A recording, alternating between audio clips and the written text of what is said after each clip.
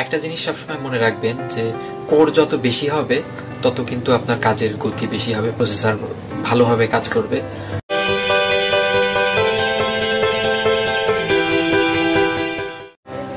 Hello everyone, আমি শাওন খন্দকার। আপনারা দেখছেন শাওনস এক্সপ্লোর।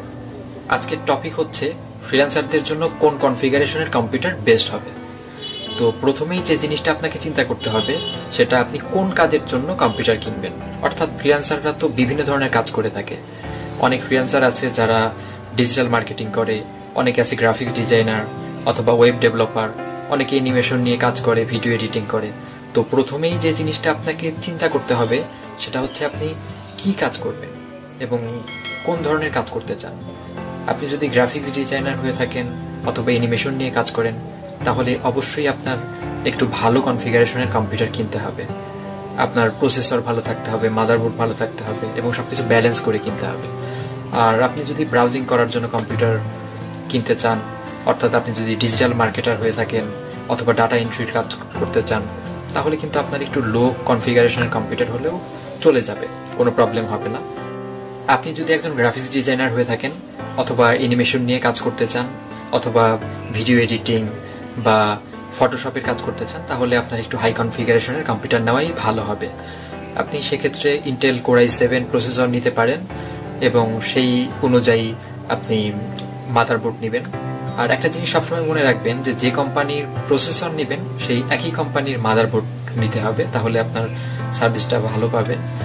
আর র্যাম অবশ্যই ব্যালেন্স করে নিতে হবে।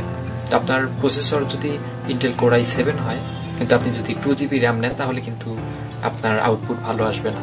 তাই আমি বলবো যে সবকিছু ব্যালেন্স করে আপনাকে কিনতে হবে। আবার আপনি যদি একটু লো কনফিগারেশনের মধ্যে কিনতে চান, লো বাজেটের মধ্যে কিনতে চান তাহলে আপনি ইন্টেল কোর i3 নিতে পারেন অথবা ইন্টেল কোর i5 নিতে পারেন। কিন্তু আমি বলবো যে ইন্টেল কোর i5 অথবা কোর i7 এটাই আপনার জন্য বেস্ট হবে। কিন্তু আপনার বাজেট কম থাকলে অথবা আপনি যদি সাধারণ কাজ করতে চান তাহলে ইন্টেল কোর i3ও নিতে পারেন।